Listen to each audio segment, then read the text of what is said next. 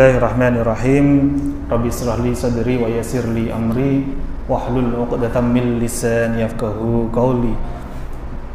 Assalamualaikum warahmatullahi wabarakatuh.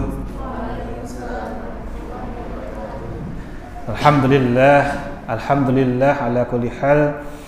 Asyhadu an la ilaha illallah al-malikul haqqul mubin wa asyhadu anna Muhammadan abduhu wa rasuluh shadiqul wa'dil amin. Allahumma shalli ala sayyidina Muhammad wa ala ali sayyidina Muhammad wa ala alihi wa ashabihi wa man tabi'ahum bi ihsanin ila yaumiddin, amma ba'd. Alhamdulillah, hari ini kembali kita diizinkan oleh Allah untuk bisa terus thalabul ilmi di Masjid Hamilul Quran. Setelah kemarin kita belajar tentang nasihat diri terkait dengan gelap dan terangnya hati. Kita kemarin belajar makolahnya Sayyidina Utsman bin Affan, bahwasanya hammud dunya dzulmatun. Orang-orang yang senantiasa gelisah dalam urusan dunianya itu sejatinya adalah gelap. Apanya yang gelap? Fil qalbi. Yang gelap itu adalah di dalam hatinya. Wahamul akhirah, dan orang-orang yang justru yang masih mengkhawatirkan terkait dengan akhiratnya, hari akhirnya, nurun fil qalbi, sejatinya itu adalah tanda Allah lembutkan hatinya, Allah terangi cahaya hatinya untuk senantiasa selamat di sisinya, insyaallah. Alhamdulillah, hari ini kita kembali lanjutkan nasihat santri, bahwasanya salah satunya nanti kita membahas masih lanjutan di dalam kitab Nasha'ihul Ibad yang ditulis oleh beliau, Hujjatul Islam Imam Ghazali rahimahullah. Kita senantiasa berdoa, kita kirimkan doa terbaik kepada beliau musannif pengarang kitab. Tapi sebelumnya mari kita berdoa juga bersama-sama, kita kirimkan hadiah Fatihah terbaik kepada diri kita, jasad kita, ruh kita, kedua orang tua kita, guru-guru kita tanpa terkecuali, para pendiri perintis pesantren ini, pesantren PPTQ Hamilul Quran. Dan kita juga doakan kepada para musannif, mu'allif, para pengarang, penulis kitab yang senantiasa kita pelajari dalam kegiatan kita belajar di pesantren ini. Semoga dengan kiriman hadiah Fatihah ini terus tersambung kepada gurunya lagi, sampai kepada para tabi'in, sampai kepada para sahabat, sampai tersambung kepada baginda Nabi Muhammad sallallahu alaihi wasallam. Ala kulli niyatin shalihatin lahumul Fatihah. A'udzu billahi minasy syaithanir rajim. Bismillahirrahmanirrahim. Alhamdulillahi rabbil alamin. Arrahmanir rahim. Maliki yaumiddin. Iyyaka na'budu wa iyyaka nasta'in. Ihdinas siratal mustaqim. Shiratal ladzina an'amta 'alaihim ghairil maghdubi 'alaihim waladdallin. Amin. Allahumma amin. Semoga senantiasa keberkahan Allah alirkan kepada kita semuanya, hamba-hambanya yang senantiasa menjadi bagian hamba-hamba yang terus wa husnul ibadatik, berdoa agar diperbaiki amal-amal ibadah kita. Qala al-musannifu rahimahullahu taala wa nafa'ana bihi wa bi ulumihi fid dharaini amin ya rabbal alamin. Bismillahirrahmanirrahim. Hari ini kita masuk di makalah tentang hakikat prasangka. Prasangka ini kalau dalam Islam disebut dengan namanya dzon. Dzon itu dibagi menjadi dua, husnudzon dan suudzon. Kalau yang namanya suudzon baru di batin itu, kira-kira itu sudah sampai berpengaruh terhadap surga neraka kita enggak kira-kira? Baru suudzon itu berpengaruh terhadap penghisapan kita enggak kira-kira? Suudzon sudah bernilai dosa atau enggak kira-kira, Mas Catur? Baru di batin loh, belum sampai dilisankan loh. Sudah dosa atau belum? Sudah belum? Sudah, Mas Catur. Mas Faruk? Sudah. Karena ada sebagian di luar sana yang meyakini yang namanya di batin itu kalau baik seperti niat dapat pahala, tapi kalau di batin yang enggak baik itu belum bernilai dosa. Padahal Allah Subhanahu wa taala berfirman, A'udzu billahi minasy syaithanir rajim. Bismillahirrahmanirrahim. Ya ayyuhal ayyuhalladzina amanu jtanibu katsiran minadh-dhanni inna ba'da dhanni ism. Jadi wahai orang-orang yang beriman, jauhilah kalian dari kebanyakan prasangka, karena sesungguhnya sebagian dari prasangka itu adalah ismun. Kenapa niku ismun?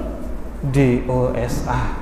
Artinya kita baru batin ketemu orang, nih orang ini kok telatan, nih orang ini ya bajunya aja kok seperti ini, compang-camping. Kita punya prasangka tidak baik saja, itu sudah bernilai dosa. Nantinya kita akan dihisab. Itu baru di prasangka saja, masya Allah. Maka penting sekali prasangka untuk senantiasa kita bahas, kita pelajari, karena pentingnya menjaga prasangka itu juga ya berbanding lurus dengan pentingnya kita memikirkan akhirat kita. Makanya kemarin kita belajar ya, wahamul akhirah. Orang-orang yang masih gelisah dengan saya nanti masuk surga atau neraka, itu tanda ya terangnya hati kita ya, masya Allah. Tentang nurun fil qalbi, merupakan cahaya hati. Di dalam kitab Nashihul Ibad di makalah yang ke-14 ya, Syekh Nawawi Al-Bantani menyebutkan sebagian ahli hikmah. Ahli hikmah itu adalah orang-orang yang hukama. Orang hukama itu adalah orang-orang yang mampu senantiasa mengendalikan hatinya. Jadi termasuk di dalamnya adalah para aulia. Nah, para aulia ini, para ahli hukama ini ya, berkata, man tawafhama anna lahu waliyan Allah minallahi qallat ma'rifatuhu billah wa man tawafhama anna lahu aduwan a'da min nafsihi qallat ma'rifatuhu bin nafsi. Nah, kita bedah sarang-sarang.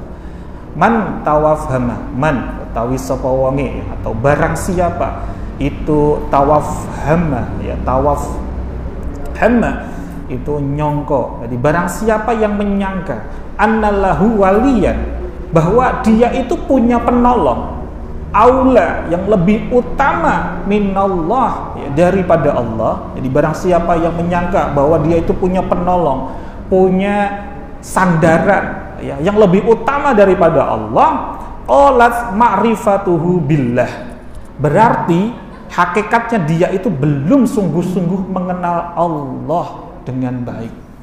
Jadi kalau kita itu masih punya persoalan kok dikit-dikit gampang banget minta tolongnya kepada makhluk, artinya kita itu belum sungguh-sungguh mengenal Allah itu dengan baik. Kan kita sudah sadar betul, di dalam setiap rakaat kita senantiasa membaca surah Fatihah, itu wajib, rukun dalam sholat. Di dalam rukun sholat ini, di dalam suratul Fatihah ada firman Allah, iyyaka na'budu wa iyyaka nasta'in. Hanya kepadamulah kami ya menyembah, beribadah, dan hanya kepadamulah kami meminta pertolongan. Tapi selama ini siapa yang kita mintain pertolongan terlebih dahulu? Jadi kalau kita punya persoalan, sebelum kita datang kepada siapapun, maka senantiasa jadikanlah Allah yang sangat dekat dengan kita sebagai satu-satunya as-somad ya. Al-Ikhlas saja kalau kita ulang 3 kali, pahalanya seperti kita membaca apa? Al-Quran kan? Di dalam Al-Ikhlas itu ternyata penting sekali. Salah satunya adalah ayat yang kedua, Allahus Somad. Allah itu satu-satunya tempat untuk bergantung. Jadi ya, masya Allah, penting sekali untuk kita sungguh-sungguh menjadikan Allah itu sebaik-baik penolong kita. Hasbunallah wa ni'mal wakil ya, ni'mal maula wa ni'man nasyir. Kita lanjutkan. Wa man tawafhama ya, wa man tawafhama, dan barang siapa yang menyangka annalahu aduwan, bahwa dirinya itu mempunyai musuh ya. Beliau itu memiliki musuh, yang menyangka dia itu mempunyai musuh ya, masya Allah, ada yang lebih kuat min nafsihi, daripada dorongan nafsunya sendiri, qalat ma'rifatuhu binafsihi, berarti dia belum mengenal dirinya dengan baik. Padahal mengenal diri itu sangat penting sekali. Agar diri kita sungguh-sungguh menjadi seorang hamba, kita tuh harus tahu siapa sih sejatinya diri kita, untuk apa sih kita itu diciptakan, dan hendak kemana kita akan ya, menuju. Itu penting sekali untuk kita senantiasa pelajari, senantiasa kita jadikan renungan untuk bertafakur, sampai kita sungguh-sungguh bisa bertadabbur dan bertadzakur. Puncaknya dari kita nanti bertadzakur adalah bisa sungguh-sungguh senantiasa bertasyakur, senantiasa apapun yang Allah hadirkan itu adalah nikmat. Artinya apa ini tadi? Kalau yang pertama, barang siapa yang menyangka bahwa dia itu punya penolong, punya sandaran selain Allah, ya, itu lebih utama, maka dia belum mengenal Allah dengan baik. Ya.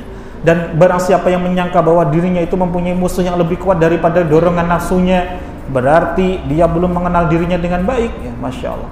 Artinya, jika salah satu dari kita itu masih menyangka bahwa kita itu punya musuh yang lebih kuat, lebih utama dibandingkan dengan amarah kita sendiri. Kalau namanya ya nafs itu kan jiwa kita. Di dalam jiwa itu ada banyak sekali gejolak-gejolak nafsu. Salah satunya apa? Amarah. Nafsu amarah itu bukan hanya tentang bagaimana kita itu bergejolak marah sama orang lain, bukan. Kita itu seringkali protes, ngeluh, maido dengan keadaan. Itu sama halnya juga kita itu tidak lulus dalam ujian ini. Ya, amarah ini. Dan lawamah, dan juga ya, maka sesungguhnya kita itu belum mengenal diri kita itu dengan baik. Kalau kita itu nggak mengenal diri kita dengan sungguh-sungguh, itu Masya Allah, ya, itu sangat berbahaya sekali. Ya, maka pentingnya kita sungguh-sungguh mengenal diri kita. Kita ini siapa, hakikatnya kita itu siapa, abdun itu seperti apa. Kita harus sungguh-sungguh terus belajar, ya, untuk benar-benar menjadi diri kita itu seorang hamba yang benar-benar hambanya. Nah, kita lanjutkan lagi.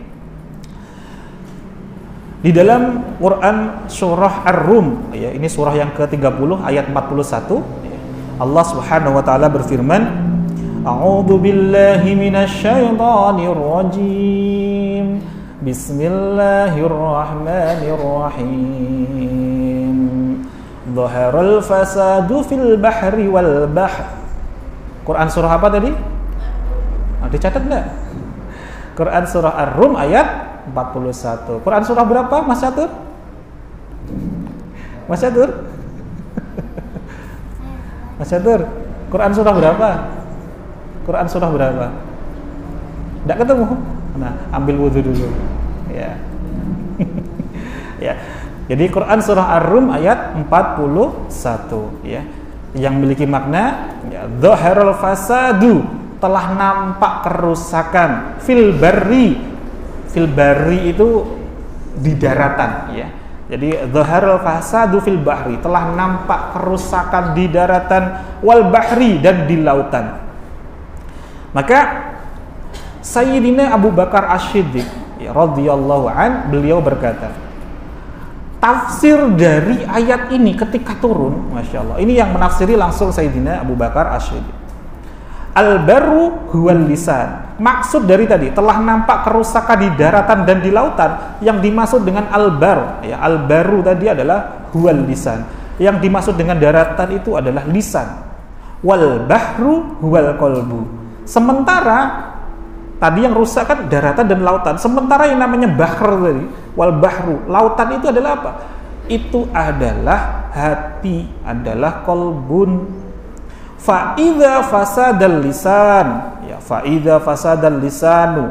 Apabila lisan itu rusak, contoh dengan kita ngeluh, maido, mencela, sambat dan lain sebagainya dengan lisan kita ini, ya,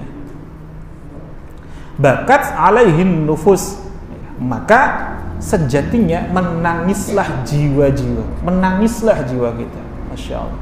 Nufus, ya, jiwa-jiwa, jiwa yang banyak. Wa idza fasadal qalbu,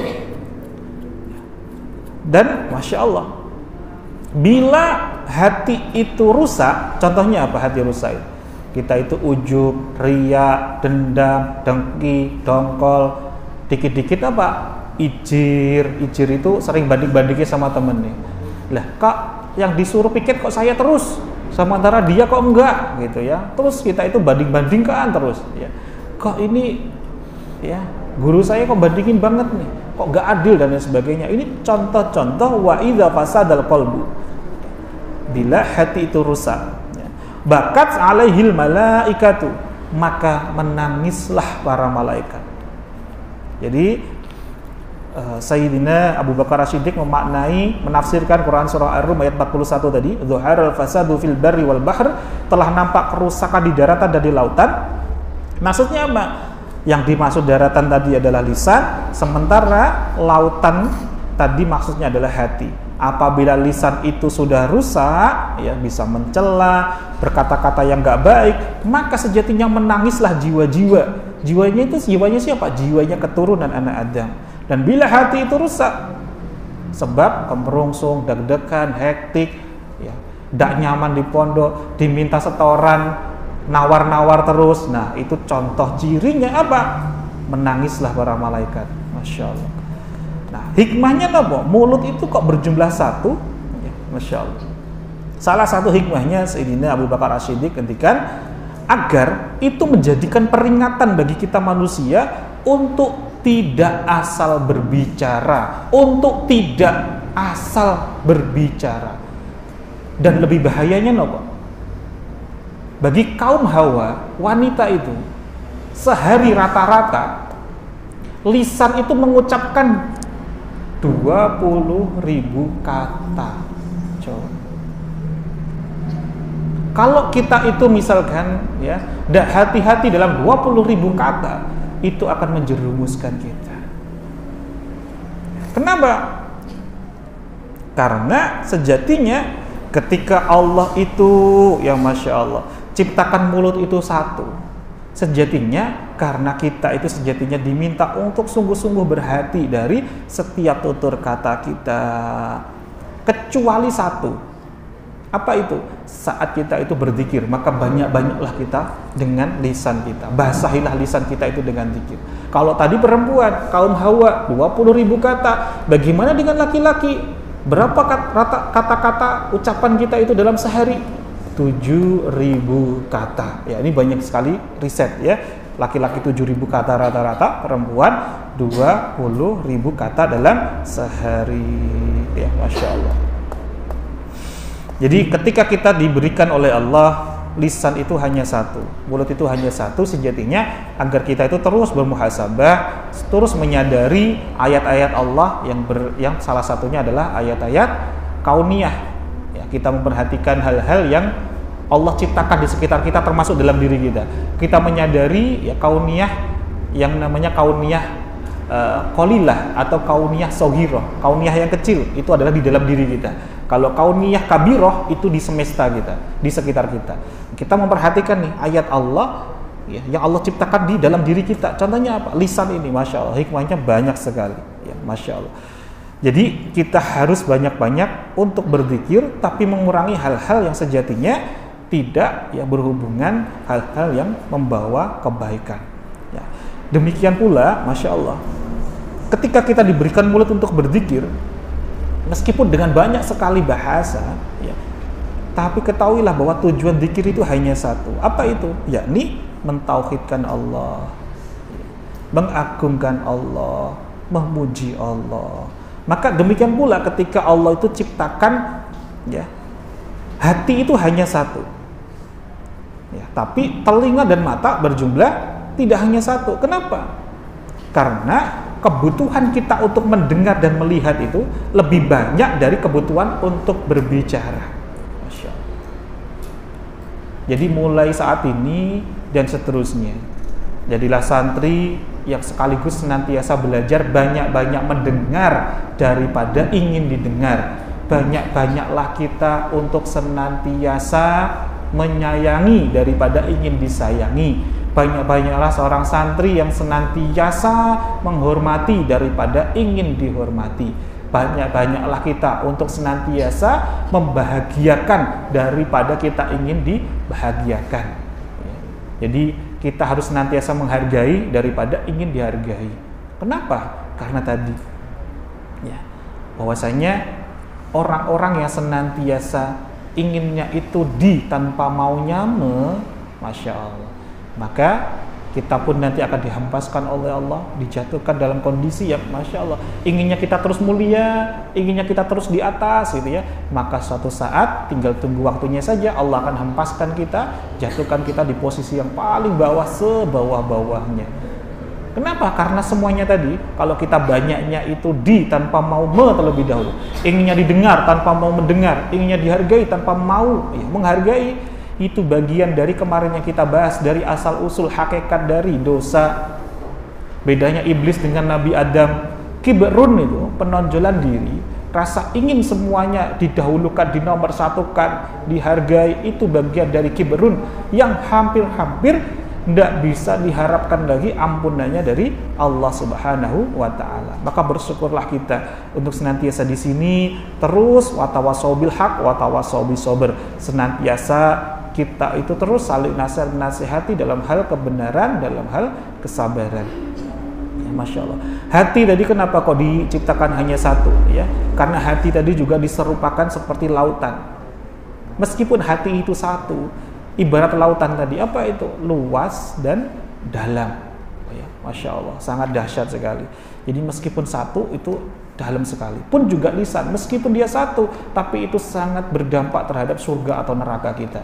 Kalau kita senantiasa bekali lisan itu dengan berzikir, ya itu mendekatkan kita dengan ya surga kita. Sebaliknya, kalau lisan justru kita gunakan untuk apa? Gosip, ghibah, untuk senantiasa ngeluh, sambat, protes, ya diminta kebaikan sama pembimbing kita, ya malah justru nawar-nawar, ya itu sama halnya dengan apa? Protes. Ya, Masya Allah. Maka disitulah yang akan menjadikan apa tadi? Para, ya Masya Allah, bakat alaihin nufus, ya, orang-orang yang Masya Allah menangis jiwa-jiwanya, dan bahkan kalau itu ya Masya Allah sampai sudah merasuk di hatinya, itu para malaikat pun ya, akan menangis, ya Masya Allah. Maka mari senantiasa ketika kita masih terus dididik oleh Allah, nggak ada yang kebetulan, ya, dididik oleh Allah, diingatkan. Dalam materi ini pun juga nggak ada yang kebetulan. Meskipun Ustadz juga tidak tahu materi yang akan Ustadz sampaikan yang bagian mana di hari ini, dan ini langsung dibuka ya pas ini, ya Masya Allah, ini nggak ada yang kebetulan untuk kita. Satu, mengingatkan diri Ustadz pribadi, ya selaku membaca ini, yang menyampaikan ini. Yang kedua juga bagi para santri sekalian semuanya. Mari senantiasa kita terus ya fastabiqul khairat, berlomba-lomba dalam kebaikan, menjaga prasangka, menjaga mulut dan menjaga hati kita. Karena sejatinya itulah nanti juga yang akan benar-benar ya menjadikan salah satu wasilah kita saat dihisab oleh Allah, keselamatan kita. Ketika semuanya nanti akan dikunci oleh Allah, tidak bisa berbicara lagi, maka semua anggota badan kita pun akan bersaksi. Semuanya nanti akan menyampaikan kepada para malaikat, pada Allah, kepada seluruh para penduduk langit dan bumi saat nanti di hari persidangan. Semuanya akan terbuka, meskipun termasuk dalam prasangka saja, meskipun termasuk masih dalam secuil dalam hati kita, di dalam unek-unek kita, di dalam lisan kita. Semuanya nanti akan dibuka seluas-luasnya di hadapan para penduduk langit dan bumi, ya, menghadiri persidangan kita. Maka terlihatlah semua hal-hal yang pernah kita tutup-tutupin, ya, naudzubillah tsumma naudzubillah, sebelum hari itu ada. Maka marilah kita senantiasa mohon ampun kepada Allah, dihapuskan seluruh dosa-dosa kita, dan yang akan datang yang belum terjadi, kendalikanlah diri kita, kendalikan terhadap 3 hal tadi. Karena dalam hidup kita ini cuma ada 2. Satu, kita pengen hidup kita begini-begini saja, atau kita berubah menjadi hamba yang semakin taat, semakin dekat kepada Allah. Kalau kita ingin menjadi pribadi yang pertama, ya sudah, biarkan diri kita begini saja, kita asik di zona nyaman saja. Tapi kalau kita ingin menjadi hamba yang semakin taat, semakin mendapatkan kasih sayangnya Allah, maka tidak ada cara pilihan lain selain apa? Kita praktekkan 3 hal ini untuk senantiasa kita jaga. Jadi mau ketemu siapapun, mau ada orang yang nggak baik sekalipun, ya, kita jaga lisan kita, jaga prasangka kita, jaga hati kita. Karena yang ingin selamat bukan mereka, yang ingin selamat adalah diri kita. Maka yang harusnya menjaga siapa? Diri kita. Meskipun orang itu berbuat apapun, itu urusannya dia dengan Allah Subhanahu wa Ta'ala. Allah itu Al-Hakim, Allah itu Maha Adil, pasti Allah akan memberikan keadilannya. Tugas kita adalah terus berbuat baik di hadapan Allah Subhanahu wa Ta'ala. Masya Allah, semoga yang sedikit ini bisa memberikan manfaat untuk kita, bisa terus mengecas jiwa kita untuk senantiasa menjadi santri-santri, para murid yang senantiasa Allah turunkan keberkahan, Allah turunkan rahmat, Allah mudahkan, Allah senantiasa kirimkan malaikat-malaikat menjaganya untuk menjaga kita, menyertai kita. Saya doakan semoga Allah semakin hujamkan kita menjadi sahabat-sahabat fillah, sahabat seperjalanan menuju semakin dekat kepada Allah Subhanahu wa taala, termasuk ya para hafidh-hafidhah yang disebut-sebut oleh Allah sebagai keluarganya Allah, termasuk menjadi sahibul Quran ya, Masya Allah, amin Allahumma amin. Akhirul kalam, billahi taufiq wal hidayah wa ridha wal inayah. Kita tutup dengan doa kafatul majlis bersama-sama. Subhanakallahumma wa bihamdika asyhadu an la ilaha illa anta astaghfiruka wa atubu ilaik. Allahumma arinal haqqa haqqan warzuqna tiba'ah wa arinal batila batila warzuqna tinaba. Billahi taufiq wal hidayah wa ridha wal inayah. Wassalamualaikum warahmatullahi wabarakatuh.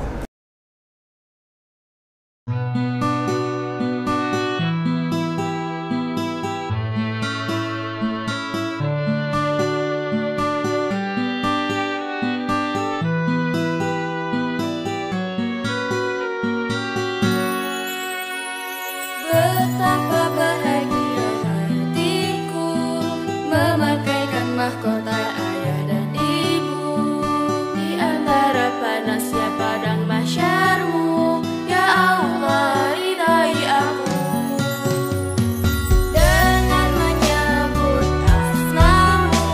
Aku mengukir sejarah hidupku.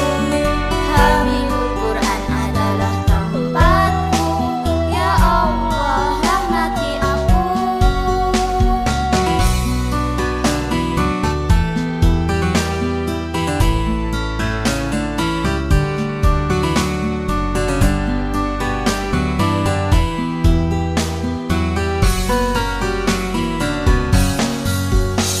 Hamilul Quran jadi harapan kami untuk selalu mendapatkan rezeki, rezeki iman, rezeki ilmu, rezeki kata berbagi. Allahumma rahamna bil Quran, Allahumma ja'alni min ahlil Quran. Aku hafidhatul Quran fi hamilul Quran.